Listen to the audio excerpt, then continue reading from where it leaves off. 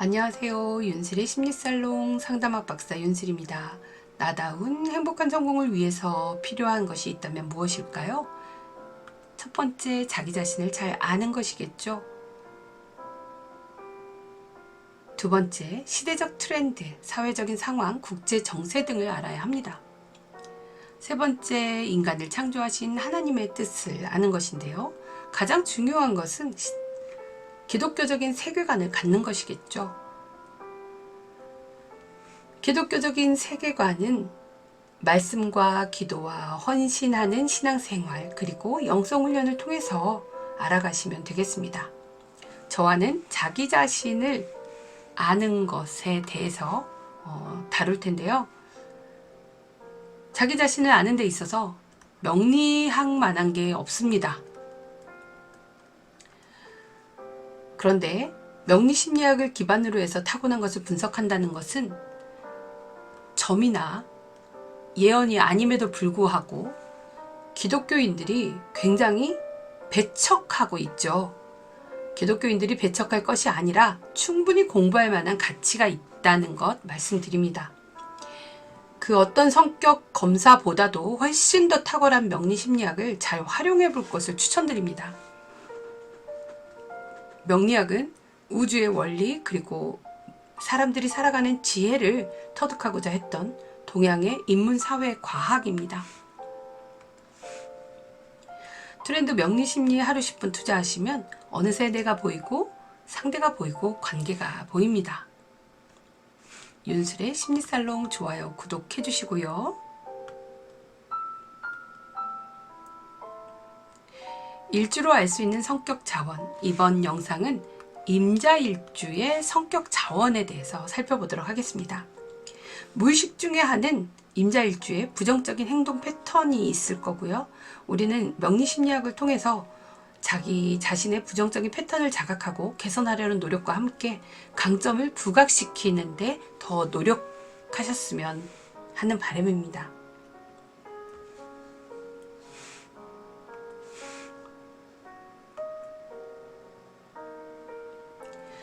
사주 만세력에 연월일지를 넣어보면 60갑자로 된 천간 지지의 한 쌍이 4개가 나열이 됩니다. 그래서 사주라고 하는데요. 연월일시, 그 사람이 태어난 연월일시를 통해서 그 사람이 타고난 정보를 알 수 있는데, 이러한 사주와 또 대운이라고 하는 그 사람이 준비해야 하는 것들, 또 세운이라고 하는 연운, 그리고 월운, 일운을 통해서 그 사람이 살아가는 발자취를 우리가 예측해 볼 수 있습니다. 자, 연주를 통해서는 그 사람이 살아가는 국가와 사회 풍토를 알 수가 있고, 월주를 통해서는 그 사람이 살아가는 직업 그리고 환경을 알 수 있습니다. 일주를 통해서는 그 사람의 인물됨, 또 시주를 통해서는 그 사람이 어떠한 심리를 가지고 있는지, 무의식적인 심리까지 파악할 수 있습니다. 사회는 그 사람의 사회성을 알기 위해서는 연월을 보면 되고요. 그 사람의 일주 그리고 시주를 통해서는 개인성을 살펴볼 수 있습니다. 자, 임자의 위치는 60갑자 중에 49번째인데요.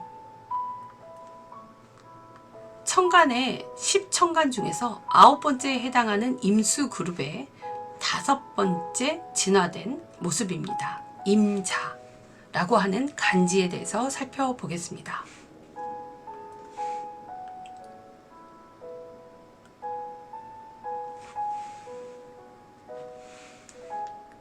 자, 임자라고 하는 간지가 수로만 되어 있어요. 수로만 되어 있네요. 임수는 아주 넓은 바다를 이야기하는데,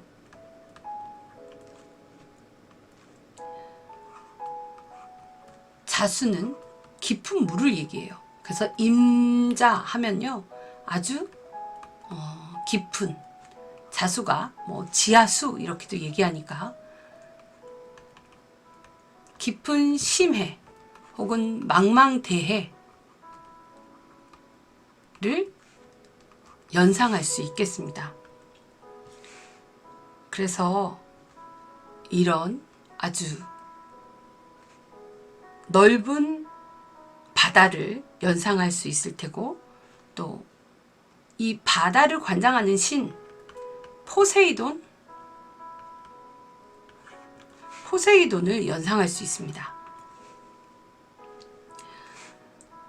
자, 포세이돈은 어떤가요? 굉장히 대범하고 포용력이 있고 또 리더자의 품격을 갖춘 사람이겠죠. 그러한 신입니다. 이러한 망망대해는 어떤가요? 이렇게 고요하다가도 어떤 스펙타클한 인생이 될 수가 있죠.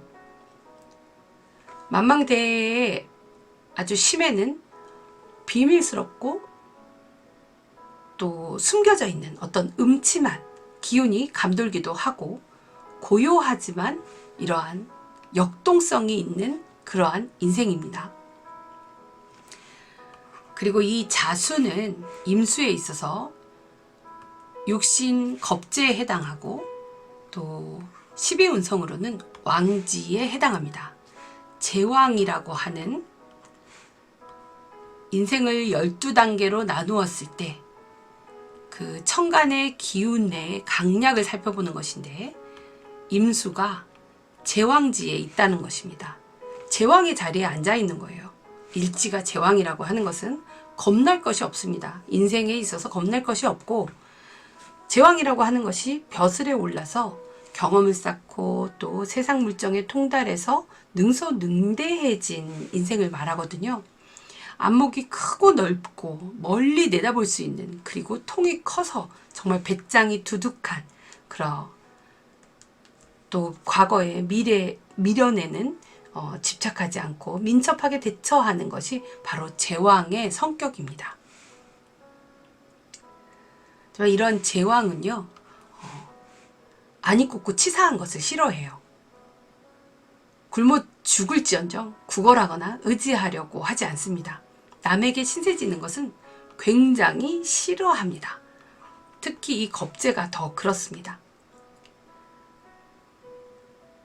능소능대하고 자수성가하고 안 입고 온 것은 볼 수가 없으니까 혈육지간에도 무정하고 인덕이 없을 수 있습니다. 특히 여자가 제왕지로 태어났다고 한다면 좀 가정적이라기보다는 사회활동을 하는 것이 더 좋습니다.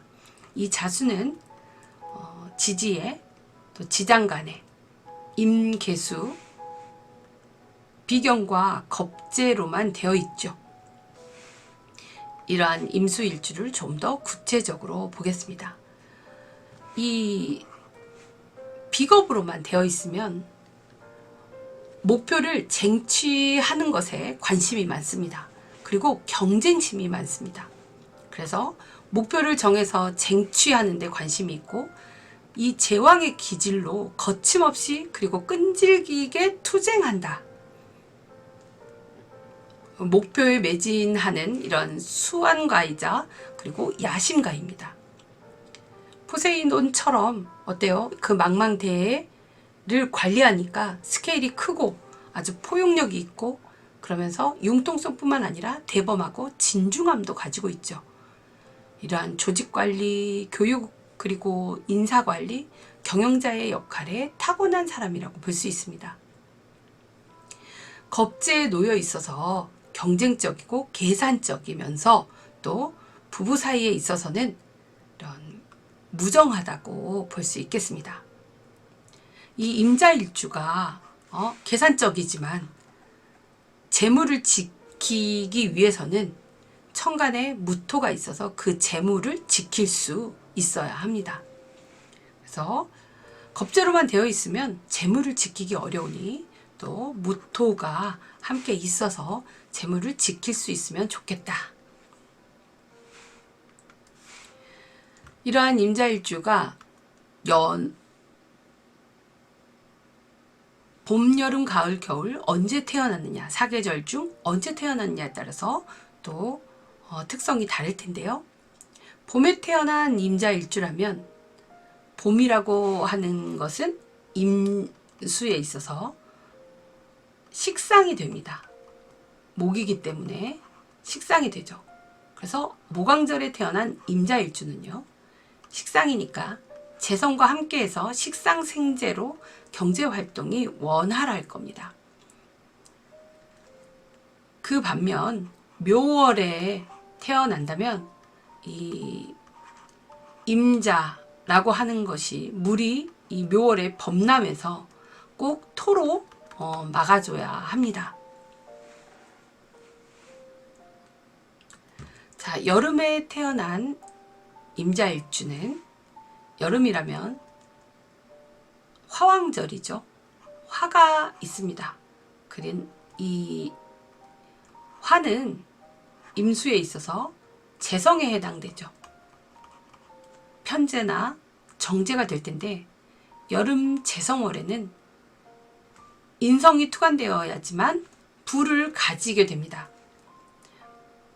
특히 여름에 이 물이 흘러서 맑아져야지만 되는데 인성이 없으면 물이 탁하게 되니까 임수 자체가 일간이 건강이 좋지 않고 또 미월이 된다면 또 관계 갈등에 휘말릴 수 있습니다. 임자일주가 가을에 태어났다면 아주 물이 더 깊어지겠죠. 금생수 한이 맑아지고 깊어집니다. 하지만 그 속을 알 수가 없어요. 그래서 너무 깊어지니 목으로 임수의 기운이 빠지게 설기를 하거나 혹은 화로 역해가는 대운을 만나면 아주 좋은 복을 얻을 수가 있습니다. 겨울에 태어났다면 해자축월이라면 더욱더 조우가 시급해지죠. 임수도 깊고 냉한데 해자축월에 태어났습니다. 얼마나 춥겠습니까? 그러면 겨울은 추우라고 해서 좋지만 그래도 너무 해자로 정말 조후가 꼭 되어야 하죠. 너무 냉하고 춥습니다. 토로 이 물을 막아주고 보호해주고 보온해주는 역할을 해야 되겠죠. 그래서 토로 제극하고 이 토가 없다면 수를 다스리지 못하기 때문에 더더욱 합격이 됩니다. 그래서 임자일주에게 가장 필요한 것은 바로 토, 무토가 되겠네요. 자, 토가 없으면 주변 사람에게까지 손재가 따를 수 있습니다. 임자일주에게 가장 어울리는 직업이라고 한다면 경영, 기획, 교육, 유경, 조직관리, 해운, 유학 등이 적성이 잘 맞겠습니다. 자, 이러한 임자일주 우리가 살펴보았고요. 다음은 개해일주에 대해서 만나보도록 하겠습니다. 타고난 사주를 통해서 분석된 자신의 단점 혹은 약점이 있다면 그것을 꼭 감추고 부정하기보다 긍정적으로 받아들일 수 있도록 수용하시고 또 강점을 살리고 또 보완하실 수 있길 바랍니다. 내 사주가 좋지 않다라고 여기거나 좋지 않은 운이라 체념하기보다는 삶을 수용하고 겸허히 받아들이시기를 바랍니다. 삶을 너무나 냉소적이고 비관적이고 염세적이고 또 숙명론적으로 받아들이기보다 자신의 강점을 발휘하고 자기가 상상하는 것보다 훨씬 더 나은 미래가 예비되어 있다는 사실을 잊지 마시고요. 지금 긴 터널 혹은 깊은 동굴 안개 속에 갇혀서 과연 언제 빛을 볼 수 있을지 까마득하여 내가 살아있을 이유조차도 없다라고 생각하신다면, 그렇게 인생이 한탄스러운 분이 있으시다면 분명히 어둠의 끝이 있고 빛이 있다는 것을 말씀드리고 싶습니다. 어떤 고난을 겪고 계시다면 그 고난 속에서 분명히 배울 것이 있고 앞으로 살아가는데 그 고난의 경험은 큰 힘이 되실 것입니다.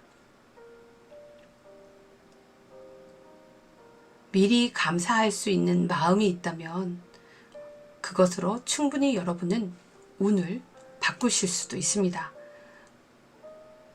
언제나 마음의 감동을 전해드리고 싶은 윤슬의 심리살롱 좋아요, 구독해주세요. 매일 하루 10분 공부해보세요. 감사합니다.